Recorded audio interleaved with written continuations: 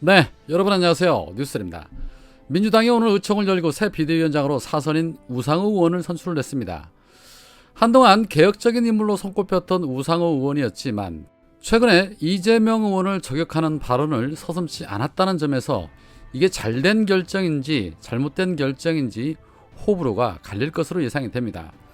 그런데 분명한 것은 3선 이상 된 사람 치고 배에 기름 안 낀 사람이 없다는 것은 분명하기 때문에 비대위를 맡아 어떤 행보를 걷게 될 것인지는 당분간 지켜봐야 할 것으로 보여집니다.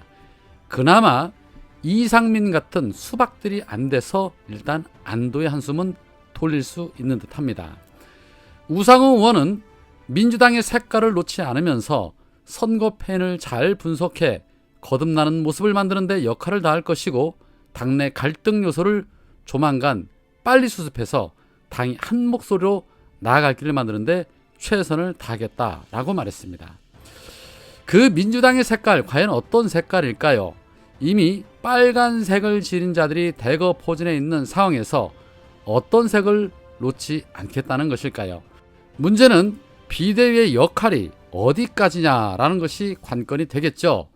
본인이 말한 것처럼 선거 패인을 잘 분석해서 거듭나는 모습을 보이겠다는 그 소리가 행여나 선거 책임을 이재명 후보에게 돌리려는 것은 아닐런지 심히 염려가 됩니다. 우상호 의원 역시도 이재명 의원의 당권 도전에 대해서 회의적인 발언들을 했기 때문입니다. 이재명계로 불리는 한초선 의원은 선거 평가는 민주적 정당성을 갖춘 새 지도부가 해야 한다. 비대위의 우선 업무는 전당대회 관리다. 선거 평가 과정에서 이재명 책임론이 거론될 가능성이 높은 만큼 비대위 역할은 전당대회 준비에 국한돼야 한다라고 주장했습니다. 뿐만 아니라 전당대회 규칙에 대한 논란도 있었습니다. 정청래 의원은 오늘도 의총에서 전당대회 지도부 선거에서 권리당원 투표 비율을 늘려야 한다라고 주장하면서 현행 당원 당규에서 45%로 정해놓은 대의원 투표율을 낮추고 40%로 정한 권리당원 투표비율은 높이자라고 주장을 했습니다. 당연한 주장이죠.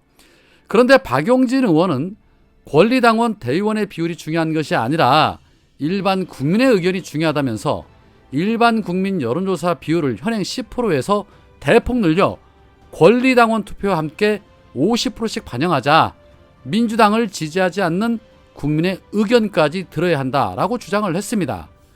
또한 이낙연계인 강병원, 고민정 의원 역시도 일반 국민 민심을 적극 반영해야 한다라는 취지의 주장을 펼쳤다고 합니다. 이자들이 말하는 일반 국민은 도대체 어떤 국민들일까요? 이자들 정신 나간 거 아닙니까? 권리당원과 일반 국민 비율을 5대5로 하면 뭐하러 권리당원을 합니까? 박용진이야 그렇다 손 치고 고민정까지 이런 주장을 했다라면 고민정 역시도 수박임이 확실하게 드러나는 순간인 듯 합니다. 민주당의 대표를 뽑는데 민주당과 아무런 연관이 없는 국임당 지지자들이 와서 투표하면 그게 민주당 선거입니까? 무슨 이런 정신 나간 자들이 있나 싶습니다. 정말 한심합니다. 이러니 민주당이 갈 길이 멀다고 하는 것입니다. 비대위는 전당대회 관리만 하면 될 것 같습니다. 며칠 되지도 않는 비대위 체제가 선거 평가를 한다라면 이 역시도 문제의 소지가 있습니다. 비대위의 역할을 명확하게 해야 할 필요성이 있어 보입니다. 그렇지 않으면 우상호를 중심으로 이낙연계들이 당권을 장악하려고 난리를 치지 않을까 하는 생각이 듭니다. 물론 그렇다고 해서 바뀔 것은 없겠지만 말입니다. 자, 민주당은 민주당 내로 수습할 것이 시급하지만 더 시급한 일들이 벌어지고 있죠. 대한민국이 사실상 완전한 검찰공화국이 된 것 같다. 이 심각한 우려를 표하지 않을 수가 없습니다. 오늘 윤석열은 신임 금감원장에 자신의 수족이자 윤석열 사단 막내로 불리고 있는 이복현 부장검사를 신임 금감원장에 지명을 했습니다. 이복현, 얼굴 보시면 아시겠지만 추미애 장관에게도 날선 비판을 서슴지 않았었고 검찰개혁의 현직 검사로서 가장 앞장서서 반대했던 자입니다. 쉽게 말해 윤석열의 충견이라고 보면 간단할 듯합니다. 그런 일개 부장검사 출신이 우리나라 금융계를 쥐락펴락하는 금감원장 자리에 지명됐다는 거, 검찰공화국이 사실상 완성 단계에 접어들었다고 해석할 수 있는 부분입니다. 모든 분야에 걸쳐 검사 출신들이 전부 포진된 것입니다. 앞으로 검사들의 허락 없이는 아무것도 할 수 없는 시대가 도래된 것이 아닌가 하는 답답함이 생깁니다. 그리고 검사 출신이 금감원장이 된 사례는 역사적으로도 첫 사례입니다. 앞서서는 공정거래위원장에도 검사 출신이자 고대 법학교수인 강수진을 후보로 내정했습니다. 강수진, 윤석열이 성남시청에 있을 때 카풀까지 했었던 인연이 있었던 그런 인물이죠. 쉽게 말해서 친했다는 겁니다. 대체 이 나라가 어쩌다가 이 지경이 됐는지 정말 답답할 따름입니다. 이에 대해서 민주당은 윤석열이 연일 검찰 출신 인사 릴레이를 이어가자 비판을 쏟아냈습니다. 조섭 대변인은 논평을 통해서 검찰 편중 지인 찬스 인사 비판에도 윤석열이 마이웨이 인사를 고집하고 있다. 윤석열이 말하는 적재적소 유능한 인물 기용 원칙은 어디로 갔냐? 검찰 출신이 아니면 대한민국의 유능한 인물은 씨가 말한 것인지 묻고 싶다. 강 교수는 윤석열과 성남시청에 근무하며 카풀을 했던 인연으로 알려졌고, 이복현 검사는 윤석열과 국정원 댓글 수사, 국정농단 특검 수사를 함께한 윤석열 사단으로 손꼽힌다. 윤석열은 국민이 납득할 수 있도록 검찰로 모든 인사를 채울 수밖에 없는 분명한 근거를 밝히기 바란다 라며 윤석열을 후려쳤고, 정의당에서도 비판에 가세했습니다. 정의당은 취임식에서 밝힌 윤석열 정부의 새로운 국민의 나라는 새로운 검찰의 나라다. 오늘 아침 윤석열은 적재적소에 유능한 인물을 쓰는 게 원칙이라고 했지만 문장 뒤에 단 검찰 출신으로 나와 가까운 사람 중에서 라는 중요한 단서가 생략됐다라고 꼬집었습니다. 그렇습니다. 정확한 워딩입니다. 적재적소에 유능한 인물을 쓰는 게 원칙이다. 단 그 유능한 인물은 검찰에 한해서이고 나와 친분이 있는 자에 한해서라는 것입니다. 여당도 참 딱하다. 국무총리를 보좌하는 국무조정실장은 뜻대로 하더니 인사편중 정도가 아니라 검찰의 정부를 만드는 대통령의 검찰총장식 인사에 대해서는 왜 한마디도 못하냐.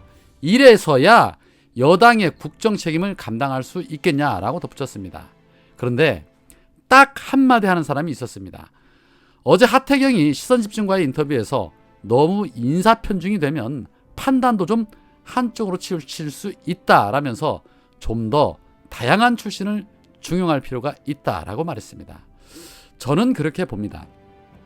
윤석열이 검사 출신으로 채우는 것, 검찰공화국을 꿈꾸며 제왕적 대통령 노릇을 해먹겠다는 발상도 있겠지만 또 다른 한편으로는 무서운 겁니다. 워낙 쌓아놓은 변이 많기 때문에 검사 출신 아니고는 못 믿는 것입니다. 언제 뒤통수 두들겨 맞을지 모르기 때문에 그나마 자기 밑에 있었던 사람들만 겨우겨우 믿으면서 방어막을 치고 있는 것입니다. 박정희가 자기 아들을 육사에 보낸 이유 뭘까요? 박정희 스스로가 군인이기 때문에 군인만 믿을 수 있었던 것처럼 윤석열 역시도 그런 겁니다. 그런데 윤석열 자식이 없으니 한동훈을 대신하려는 것이죠. 그러나 그게 과연 그렇게 되겠습니까? 독재의 말로는 늘 처참했다는 역사의 교훈을 알게 될 것입니다. 그런데 인사는 개판으로 해놓은 윤석열, 오늘도 여전히 먹방을 찍고 있었습니다. 이번에는 점심시간에 종로의 한 피자 가게에서 경제수석의 생일이라며 피자 먹방을 하고 있습니다. 참 종류도 다양하게 가리지 않고 잘도 쳐드시는 듯합니다. 국민들 속은 시커멓게 썩어 들어가는데 하고픈 거 다 하고 하도 잘 먹고 다녀서 얼굴에 개그름이 잘잘 흐릅니다. 물가가 천정부지로 올라 국민들은 난린데 근심 하나 없는 얼굴로 먹방이나 하는 모습을 봐야 한다니 과연 이 먹방 보도 언제까지 이어지는지 지켜보겠습니다. 오늘은 여기까지입니다. 고맙습니다.